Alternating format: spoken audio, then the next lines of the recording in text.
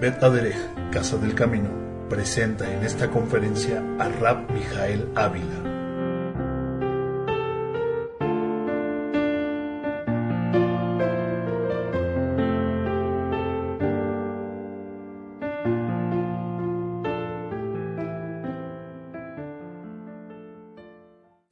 En este Shabbat, que es el día 4 del mes de Ab, del año 5763, después de haber sido creado el hombre, en este caso, Adán. 4 de Ab del año 5763, y es un día especial, este día 2 de agosto del año 2003, porque vamos a comenzar nuevamente con la lectura del libro conocido como Deuteronomio, en el hebreo Devarim, o palabras. Así es que les voy a pedir por favor que vayan en su Biblia y busquen el libro de Devarim, Deuteronomio, capítulo 1, precisamente verso 1. Devarim 1, verso 1. Ahora, ¿por qué menciono la palabra Devarim? Yo no sé si ustedes sabían, pero en los tiempos de nuestro amado Mashiach, pues por supuesto que no existía el nombre de Deuteronomio, que vendría a ser una, literalmente, segunda ley. En los tiempos del Mesías, pues por supuesto que el nombre de la Biblia era Devarim, que literalmente significa palabras, que es precisamente las frases con las que comienza precisamente este libro, que sería el quinto libro del Humash o de la Torah.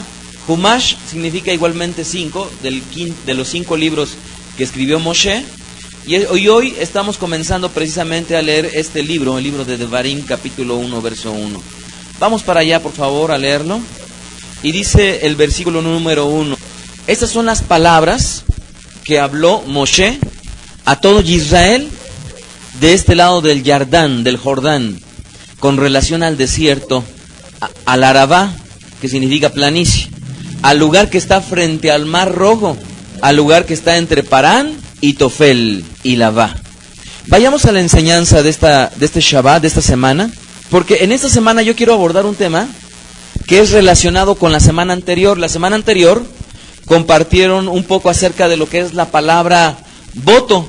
¿Se acuerdan ustedes cuál es la palabra hebrea para voto? Neder o nadar, dependiendo si es sustantivo o si es el verbo. Nadar es el sustantivo.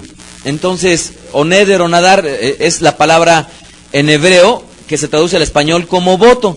Y en esta semana voy a compartir algo que es importante, que se le conoce como los juramentos o jurar. Vamos a Deuteronomio capítulo 1 verso 8, por favor. Devarim 1:8. Y en esta primera porción Moshe les está hablando del recuento de cómo es que la voluntad del Eterno les había dado a nuestro pueblo, y nos encontramos el verso 8 donde dice: mirad, yo os he entregado la tierra, entrad y poseed la tierra que Hashem juró a vuestros padres. ¿Quiénes?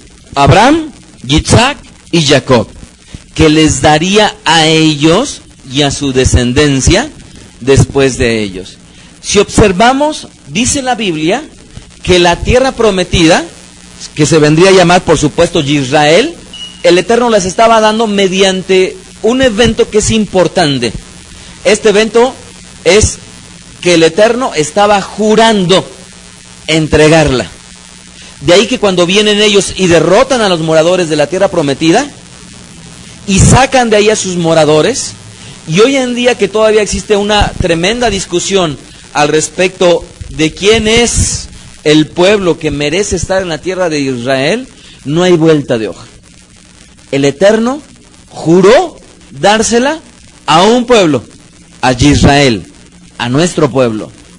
De ahí que si el Eterno juró darla, yo les pregunto, sin que todavía les comparta acerca de los juramentos, si el Eterno lo juró, ¿no lo cumplirá? Si el Eterno lo juró, ¿no veremos precisamente la salvación sobre nuestra tierra, Israel? Es interesante que este juramento a lo largo de toda la Biblia, en específico del Tanaj, cuando nosotros hablamos de lo que es el Antiguo Testamento, en lugar de mencionarles Antiguo Testamento, mencionamos la palabra Tanaj. ¿Cómo le decía Yeshua Mashiach a la Biblia? Le decía en esencia Tanaj. ¿Por qué Tanaj? Porque Tanaj es un acróstico que significa Torah, Nevim y Ketuvim, que son las tres partes en las que se compone precisamente lo que le han dado por llamar Antiguo Testamento.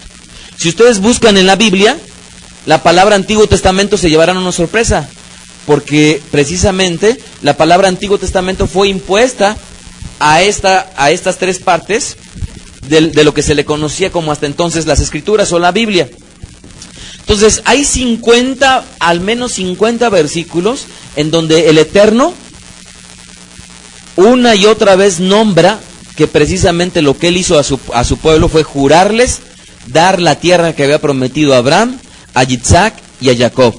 ¿Cuál es la palabra hebrea para jurar? La palabra hebrea para jurar es Shavá. Ahora, yo no sé si cuando yo la pronuncio se les suena conocido. Shavá. Hoy estamos en Shabbat. Ambas proceden precisamente de la letra 7. Porque Shavá significa jurar. Y que a su vez, como etimológicamente proviene de la letra 7 en hebreo, habla precisamente de un todo que el Eterno ha hecho con su pueblo al momento de que él juró. La palabra Shavá es un verbo en el hebreo. Sin embargo, también podrían ustedes escuchar la palabra Shebúa. Shebúa, que es el sustantivo de la palabra Shavá. Ambos se traducen al español como jurar. Ahora, presten atención tantito. De acuerdo a lo que yo he estudiado, he hecho una definición de lo que significa la palabra Shavá, jurar. ¿Qué significa Shavá de acuerdo a lo que yo estudié y que puedo comprobar bíblicamente? Shavá o jurar es la aseveración o la confirmación de un dicho de nuestra boca, que en la mayoría de los casos conlleva el corroborar la veracidad de este dicho a partir de anteponer a una persona cuya valía para nosotros compruebe su veracidad. Nuevamente, ¿qué es Shavá o qué es jurar? Es la aseveración de un dicho de nuestra boca que en la mayoría de los casos conlleva el corroborar su veracidad a partir de anteponer a una persona cuya valía para nosotros lo compruebe. Vamos a ver Isaías 45:23, en donde en la Biblia, en Yesayahu, dice la Biblia: por mí mismo hice un juramento, un Shabá, de mi boca salió palabra de justicia y no será revocada, que a mí se doblará toda rodilla y jurará toda lengua. Aquí vemos cómo es que el Eterno está haciendo un juramento y precisamente dice que de su boca salió. Entonces todo juramento implica que precisamente la boca corrobore el hecho. Ahora bien, antes de enseñarles completamente cuál es lo que la Biblia nos enseña respecto de lo que es jurar, quisiera compartirles la diferencia entre un voto y un juramento. ¿Se acuerdan ustedes que en la semana pasada que veíamos la palabra voto? El voto es el compromiso que está estableciendo el hombre o la mujer de llevar a cabo algo. Todo voto conlleva en sí mismo una acción posterior. ¿Cuál es la diferencia entre el voto y el juramento? Que el juramento no llevará una acción como consecuencia del dicho de nuestra boca. El juramento tal cual, lo único que hará es que dará un dicho de nuestra boca, el cual nosotros queremos corroborar ante la gente como veraz, como verdadero. Entonces, ¿cuál es la diferencia de un voto? Un voto conlleva un dicho de la boca, pero que llevará una acción. Y el juramento solamente es un dicho de nuestra boca que trataremos de demostrar como veraz, como verdadero. Hay veces que en la Biblia una persona hace un juramento y a la vez está estableciendo un voto de hacer algo. Entonces, por eso es que algunas veces en la Biblia la palabra juramento y la palabra voto podría estar de la mano. ¿Por qué? Porque yo podría estar jurando y en ese juramento conllevar una acción, pero la acción no es un juramento, sino la acción sería como consecuencia del voto. ¿Hay alguna duda de cuál es la diferencia entre el voto y el juramento? ¿Dudas al respecto de la diferencia entre el voto y el juramento? ¿No? Vayamos al libro de Génesis capítulo 22, verso 16. Bereshit 22, 16, por favor. En este versículo lo que nos va a ayudar es a tratar de ver cómo es que bíblicamente cuando una persona hacía un juramento trataba de anteponer a una persona cuya valía era importante para ella.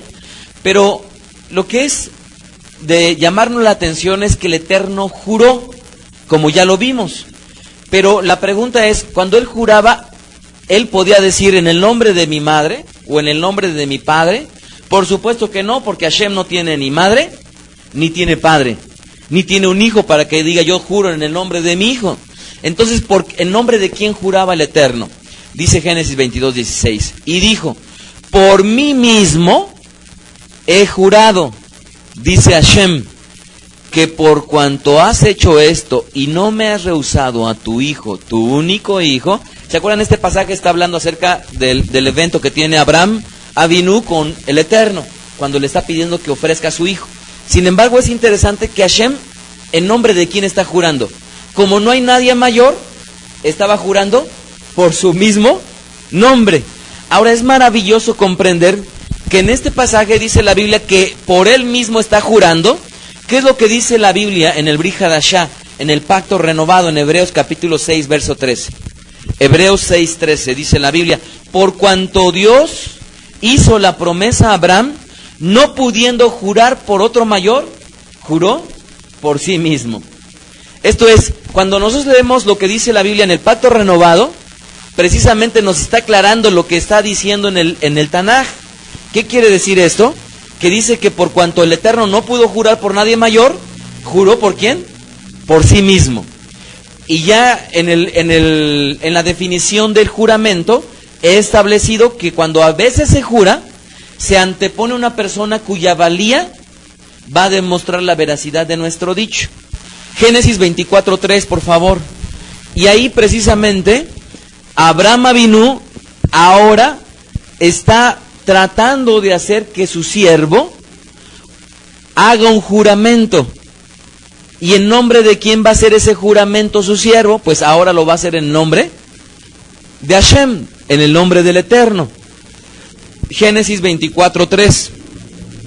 Y te juramentaré por Hashem, dice Abraham, Dios de los cielos y Dios de la tierra, que no tomarás para mi hijo mujer de las hijas de los cananeos, entre las cuales yo habito.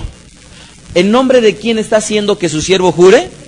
En el nombre de Hashem, en el nombre del Eterno. Ahora bien, vamos a Génesis capítulo 31, verso 53. Bereshit 31, 53. Porque si bien es cierto, las personas cuando juraban podrían jurar por el nombre del Eterno, también se juraba por una persona. ¿Se acuerdan ustedes? En México es habitual que alguien diga, por el nombre de mi mamacita yo te digo, o por el nombre de mi padre, o por el nombre de mi hijo, o por el nombre de quien más yo quiero. ¿Se acuerdan ustedes?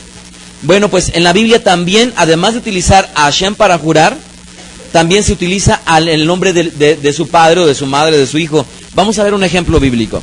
Génesis 31, 53. Y dice la Escritura, el Dios de Abraham y el Dios de Nahor juzgue entre nosotros. El Dios de sus padres, y dice, y Jacob juró por aquel a quien temía. ¿En nombre de quién juró? ¿En nombre de quién juró Jacob? En nombre de Yitzhak, su padre. Aquí lo que está haciendo Jacob es, dice, yo te juro en el nombre de mi padre. ¿Quién es su padre? Yitzhak. Y dice la Escritura, a quien él temía. Entonces ahorita ya vimos que cuando el Eterno juraba, pues obviamente no podía poner a alguien mayor. El mayor es él mismo. Entonces cuando el Eterno muchas veces juraba, decía, yo juro por mí mismo. Me encanta, hay un versículo en Isaías, que es de los que más me ha conmovido, porque dice, por amor de mí mismo, yo te perdono tus pecados. No sé si alguna vez lo hayan leído, pero ahorita lo recordé porque ese versículo me impacta. Porque el Eterno jura perdonar nuestros pecados, pero dice, no por amor de ti, o sea, esto no es por amor a nosotros, sino dice Hashem, por amor de mí mismo. Ahora esto es lógico, no quiere decir que no nos ame, sino lo que pasa es que el Eterno, al momento de ser misericordioso con su creación, está haciendo a su vez, cerrando un círculo. ¿Por qué? Porque Él crea al hombre y como tal le da la oportunidad de reivindicarse con Él, de redimirse ante Él. Y entonces, cuando perdona, dice Hashem, por amor de mí mismo, perdono tus pecados. Entonces, es como decir, cuando alguna vez tenemos un hijo, y es clásico que las mamás o que los padres digan, oye, pues hijo, por muy mal que te portes, por muy malas cosas que me hagas, siempre te amaré, siempre seré tu padre, siempre seré tu madre. Aunque muchas veces los hijos podrían decir, ya no quiero a ese padre, ¿verdad? Y como sucede, los hijos se van, pero el amor incondicional, como el amor de madre, siempre dice, por muy malo que sea mi hijo, es mi hijo, ¿verdad? Entonces el Eterno, pues justamente utiliza ahora su amor de sí mismo, porque si no sería una negación de lo que Él es. Ahora bien, vayamos a lo que dice, nada más apunten estas citas por favor, para irnos un poquito más rápido. Apunten Hebreos 6:16, y dice la Escritura, porque los hombres ciertamente juran por uno mayor que ellos, y para ellos el fin de toda controversia es el juramento para confirmación. Miren qué maravilloso lo menciona el libro de Hebreos, porque yo lo que estaba diciendo es que cuando alguien juraba, anteponía una persona de mayor valía, y en Hebreos lo dice muy claro, porque los hombres ciertamente juran por uno mayor que ellos. Entonces el hombre podría jurar por su mamá, por su papá, por su hijo, o por Hashem, como ya lo hemos visto bíblicamente. Jeremías 5:7, Yirmiyahu 5:7, miren lo que dice. ¿Cómo te he de perdonar esto? Sus hijos me dejaron y juraron por lo que no es Dios. Los sacié y adulteraron, y en casa de rameras se juntaron en compañías.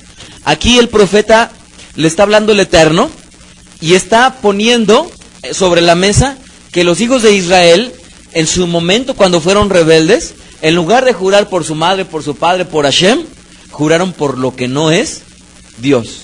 Entonces, esto también se da, que muchas veces nos encontremos en las calles a la gente que no conoce del Eterno y digan por la Virgencita X, ¿verdad? Eso es común encontrarlo. Y lo vemos en la Biblia, por supuesto que en la Biblia también se juraba por los falsos dioses.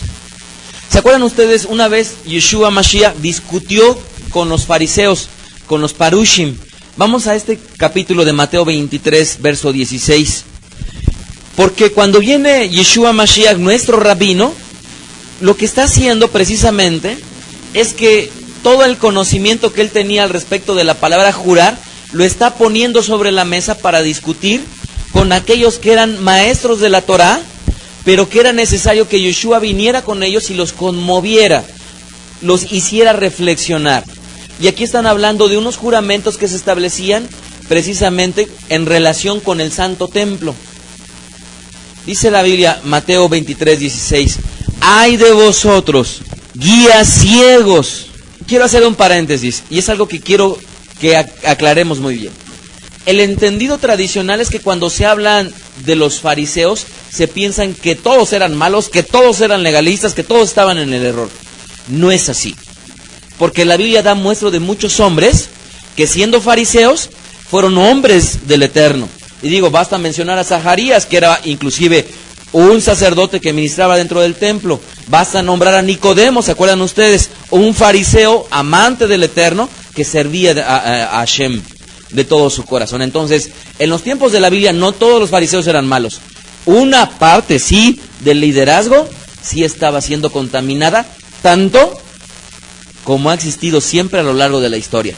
De tal manera que en nuestros días, todavía, si bien es cierto, no se llaman fariseos, pero hay muchos líderes, pastores, rabinos, que siguen teniendo ese mismo espíritu legalista dentro de las congregaciones. Y ahí les dice algo bien interesante, guías ciegos. ¿Por qué? Porque cuando una persona tiene un mal guía, pues si su guía es ciego, ¿cómo les va a aperturar el reino de los cielos? ¿Se acuerdan ustedes lo que les decía Yeshua? Ustedes no entran ni dejan entrar. ¿Por qué? Porque si desde un principio su líder, su pastor, su rabino, les está obstaculizando para que la gente se alimente, se edifique, crezca en el Señor, difícilmente va a poder abrirle la puerta de los cielos y decirle, entren, para que verdaderamente puedan disfrutar del reino de los cielos. Entonces dice Yeshua, ay de vosotros guías ciegos, que decís, si alguno jura por el templo no es nada, pero si alguno jura por el oro del templo es deudor. Insensatos y ciegos, porque ¿cuál es mayor, el oro o el templo que santifica el oro? Y también decís, si alguno jura por el altar no es nada, pero si alguno jura por la ofrenda que está sobre el altar es deudor. Necios y ciegos, porque ¿cuál es mayor, la ofrenda o el altar que santifica la ofrenda? Pues el que jura por el altar, jura por él y por todo lo que está sobre él. Y el que jura por el templo, jura por él y por el que lo habita. Y el que jura por el cielo, jura por el trono de Dios y por aquel que está sentado en él. A grandes, en pocas palabras, lo que Yeshua les estaba tratando de decir es que mira, cuando tú oras por las ofrendas, pues obviamente lo que está santificando las ofrendas es la mesa en donde tú pones las ofrendas, dentro del Beit HaMikdash, o en este caso del Mizbeach, del altar de las ofrendas. Pero cuando tú oras por el templo, en realidad no estás orando por el templo, sino estás orando detrás de quién está detrás del templo. Cuando tú juras por el cielo, no estás jurando por el cielo, sino estás jurando por aquel que hizo el cielo. Y lo que hacía nuestro rabino Yeshua Mashiach era tratar de que la gente pudiera entender la gravedad de estar jurando ligeramente. ¿Por qué? Porque detrás de que una persona jurara por algo que de las cosas santas, imagínense que ahorita dijéramos, vamos a jurar por la menorá, o vamos a jurar por cualquier otra cosa que el Eterno haya puesto. Bueno, es algo que es sumamente delicado, sumamente delicado. Yo recuerdo uno de los eventos que hasta me hizo sudar, fue cuando nos estábamos casando. Esto no se hace a la usanza judía, sin embargo, cuando nosotros nos estábamos casando, pusieron la Biblia, y como muchas veces, algunos de ustedes tal vez les pasó, ponen la Biblia, y ahora dicen, pon tu mano, y pones tu mano. Y luego dices, me comprometo a... ¿Se acuerdan ustedes, no? Cuando yo me estaba casando con mi esposa, y yo me acuerdo que en ese momento estaba viendo la Biblia, y yo dije, ay, no, ¿qué estoy haciendo? Porque era un compromiso tremendo. Eso no es una usanza judía. Sin embargo, bueno, de alguna u otra manera refleja el hecho de que muchas veces la gente lo que quiere hacer es que alguien se comprometa detrás de algo santo. Y por eso es que anteponen la Biblia. Yeshua tenía ese problema con los fariseos cuando les decía, ustedes juran por la ofrenda, ustedes juran por el templo, ustedes juran por... En realidad no estaba criticando el jurar, sino estaba criticando el jurar con ligereza, como lo vamos a ver más adelante. Ahora, hasta aquí es importante que entendamos una cosa. Cuando hablamos de la Biblia, desde Abraham, pasando por... ¿Quién fue su hijo de Abraham? ¿Y después? ¿Y después? ¿Quién fue el primogénito de Jacob?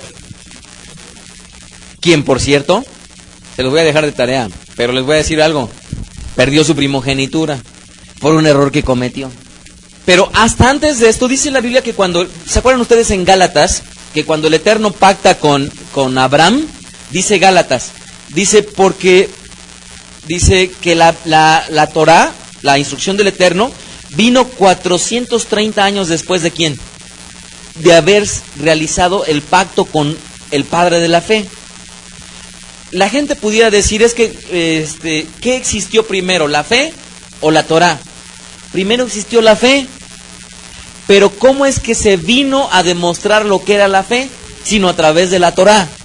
No sé si me explique, la fe siempre existió, pero ¿cómo venimos nosotros a conocer lo que verdaderamente era fe? A través de la Torá. Entonces, cuando el Eterno pacta con Abraham Avinu, el padre de la fe, Abraham nuestro padre, después de 430 años, a nuestro pueblo les entregan la Torá.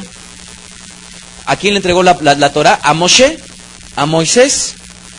Pero yo les pregunto, antes de Moshe, antes de que existiera la Torá, la Biblia, ¿se acuerdan ustedes lo que dice la Biblia en Primera de Pedro? Porque toda la Escritura es inspirada por Dios y útil ¿para qué? Para enseñar, para redarguir, para instruir en justicia, ¿se acuerdan? A fin de que el hombre de fe sea enteramente preparado para toda buena obra. Les pregunto yo, ¿ese versículo de qué Biblia habla? ¿De qué escrituras habla? ¿De lo que se le conoce como Nuevo Testamento o lo que se le conoce como Antiguo Testamento? ¿De qué? Del Antiguo Testamento, de lo que se le conoce como Antiguo Testamento, que más correctamente es Tanaj. Porque en ese entonces, cuando se escribió, no existía todavía el canon de lo que es el Brit Hadashah. Entonces, por eso es que toda la escritura es inspirada por Dios. Entonces, yo lo que quiero llegar con esto es el hecho de que tenemos que entrar en razón de una cosa. Las prácticas de los hombres y de las naciones y de los pueblos, conforme se fueron aglutinando, todas las naciones y los pueblos empezaron a necesitar una legislación, una ley que los rigiera. De los códigos más antiguos que se conocen es el Código de Hammurabi, que ya estaba en los tiempos de Abraham Avinu, ya estaba ese código en vigencia. Es de los códigos o leyes o reglamentaciones más antiguas de la historia de la humanidad. Pero el Eterno, cuando pacta con Abraham, hagan de cuenta que es como tener a mi hijo. Aquí yo tengo a mi hijo, yo pacto con él, pero él es uno. Les pregunto yo, ¿valdría la pena yo darle una instrucción completísima, como es la Biblia?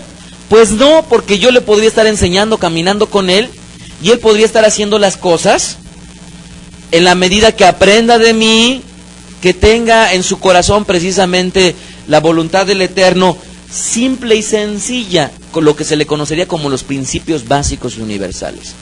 Pero cuando mi hijo creciera, se casara y tuviera más hijos, y esos hijos engendraran hijos e hijas, fue muy bíblico, ¿verdad? Cuando esos hijos engendraran hijos e hijas y se conformaran como un pueblo, entonces sí, un pueblo necesita una reglamentación a seguir. Por lo tanto, el Eterno nunca tuvo necesidad de darle la Torah a Abraham, nunca tuvo la necesidad de darle la Torah a Jacob, ni a Yitzhak, sino hasta cuando ellos están ya los descendientes de Israel, de Jacob, conformados como pueblo en Egipto, tampoco les podía haber dado la Torah, porque en ese entonces, ¿quién los gobernaba? No se gobernaban ellos a sí mismos, sino los gobernaba Egipto, Faraón. Hasta cuando los saca y ya están como pueblo y se podrían gobernar a sí mismos, es cuando el Eterno les da su Torah. ¿Sí estamos de acuerdo? ¿Antes el pueblo necesitó la Torah? No. Y si entendemos esto, que es realmente básico de lo básico, cuando nosotros nos digan, la Torah no la necesitamos, nos deberíamos de preguntar, si yo fuera solo como Abraham, pues tal vez sí, no la necesitaría. Pero si yo soy y formo parte de un pueblo, la Torah la requiero. ¿Para qué? Para que a mí me ayude a una sana convivencia con mi prójimo. Para que me ayude a desarrollarme correctamente con mi esposa y mi esposa conmigo. A saber educar a mis hijos. Y que mis hijos se relacionen correctamente con su entorno. Pero hasta antes de que yo no sea pueblo, y como individualmente no necesito la instrucción del Eterno, porque lo que el Eterno cuando creó al hombre y sopló aliento de vida, con eso bastaba. ¿Sí estamos de acuerdo? Entonces todas las naciones tienen su propia legislatura. En los Estados Unidos mexicanos, ¿cuál es la reglamentación más alta o la básica o la más importante de todas? ¿Cómo se le conoce? La Constitución mexicana. ¿Estamos de acuerdo? Pero ¿esa quién la dio? ¿La dio Hashem? No. La hicieron hombres. Ahora les pregunto yo, cuando nosotros levantamos la Biblia, ¿la Torah la hizo Moshe?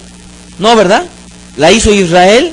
No. ¿Quién la hizo y quién la legisló? ¿Quién la reglamentó? El Eterno.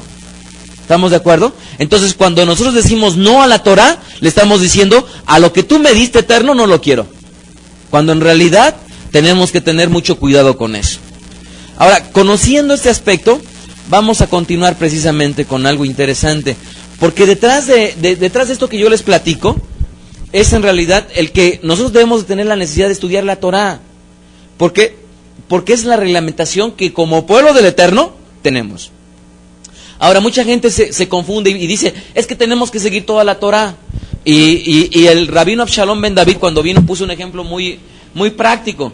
Y nos preguntaba a toda la Keilah. Y él decía, ¿Yeshua guardó todos los mandamientos? Y después de un tiempo, pues la respuesta era no. Porque Yeshua no podía guardar todos los mandamientos. Porque unos mandamientos son para hombres. Pero otros mandamientos son para mujeres. Unos mandamientos son para reyes. Otros mandamientos son para sacerdotes. Otros son para levín, para levitas.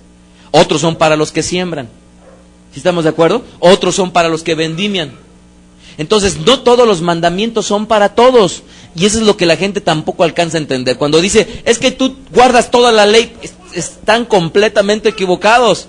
Porque no toda la ley se puede guardar. Y menos porque la ley tiene un ámbito de acción geográfico.